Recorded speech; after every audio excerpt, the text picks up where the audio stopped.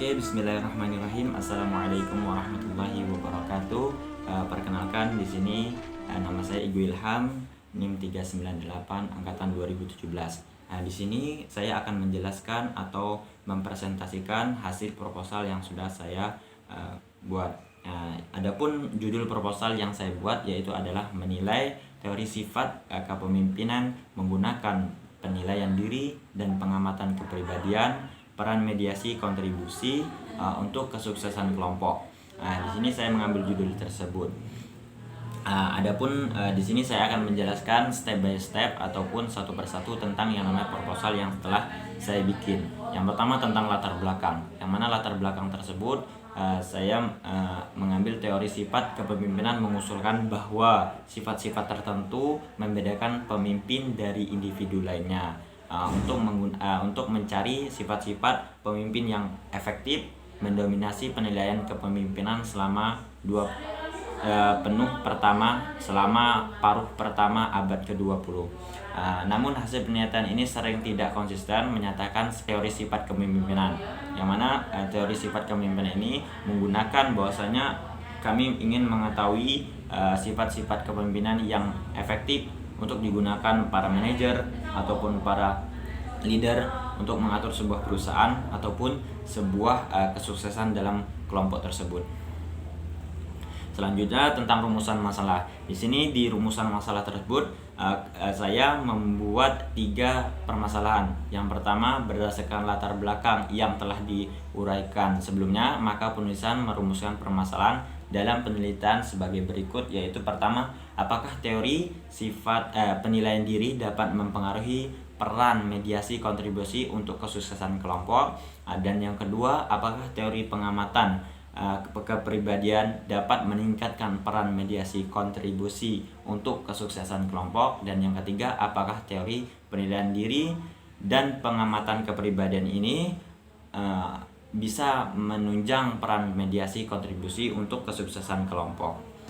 Selanjutnya ada tujuan penelitian, yang mana tujuan penelitian tersebut saya cantumkan 3 aspek ataupun 3 tahapan. Yang pertama yaitu untuk mengetahui pengaruh teori penilaian diri terhadap peran mediasi kontribusi untuk kesuksesan kelompok. Yang kedua yaitu untuk mengetahui pengaruh teori pengamatan dalam peran mediasi kontribusi untuk kesuksesan kelompok juga. Dan yang terakhir, yang ketiga, yaitu adalah untuk mengetahui pengaruh peningkatan kontribusi terhadap peran mediasi kontribusi untuk kesuksesan suatu kelompok tersebut. Itu adalah tujuan penelitian yang saya teliti. Adapun manfaat dari manfaat penelitian yaitu ada 2, yaitu teoritis dan bagi peneliti. Teoritis ini yaitu memberikan manfaat yang dapat membantu untuk lebih memahami suatu konsep dan teori dalam suatu ilmu. Konsep teori yang sebagian diambil dari para ilmuwan tersebut. Terus bagi peneliti ada lebih menambah pengetahuan dan melatih kemampuan untuk bisa menganalisis berpikir secara sistematis. Selanjutnya yaitu penelitian terdahulu, yang mana penelitian terdahulu ini saya mengambil judul dari menilai teori sifat kepemimpinan menggunakan penilaian diri dan pengamatan kepribadian, peran mediasi kontribusi untuk kesuksesan kelompok.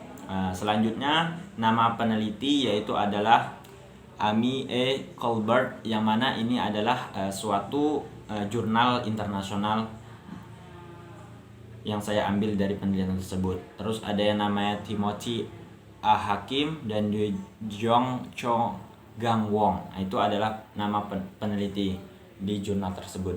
Subjek penelitian yaitu bahwa kepribadian dinilai dengan menggunakan diri dan pengamatan menjelaskan lebih banyak perbedaan dalam kepemimpinan daripada penilaian diri dari kepribadian saja. Hasilnya dari 155 peserta dalam diskusi kelompok tanpa pemimpin mendukung hipotesis ini. Selanjutnya analisis bobot relatif mengungkapkan bahwa peningkatan pengamatan expression menjelaskan persentase varians terbesar dalam kepemimpinannya. Alat ukur yang saya digunakan yaitu adalah jurnal ini menggunakan pendekatan kuantitatif pada penelitinya.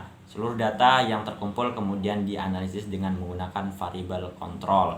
Terus yaitu hasil penelitian ini menunjukkan bahwa keterbukaan terhadap pengalaman secara signifikan terkait dengan kepemimpinan ketika itu dinilai menggunakan peringkat diri dan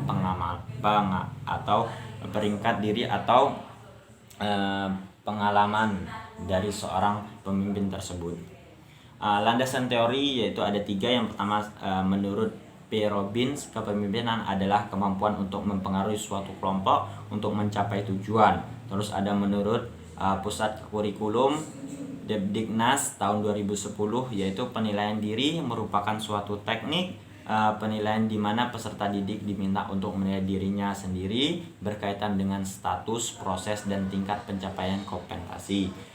Terus selanjutnya, pengamatan atau karakteristik merupakan bagian dari kepribadian.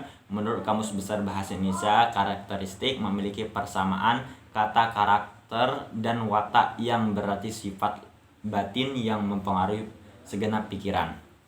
Selanjutnya yaitu tentang kerangka pikiran, yang mana kerangka pikiran ini terdapat 3, yaitu pertama sifat kepemimpinan, penilaian diri, dan pengamatan kepribadian, yang semua tersebut kerangka pikiran tersebut mengacu kepada peran mediasi kontribusi untuk kesuksesan kelompok. Selanjutnya,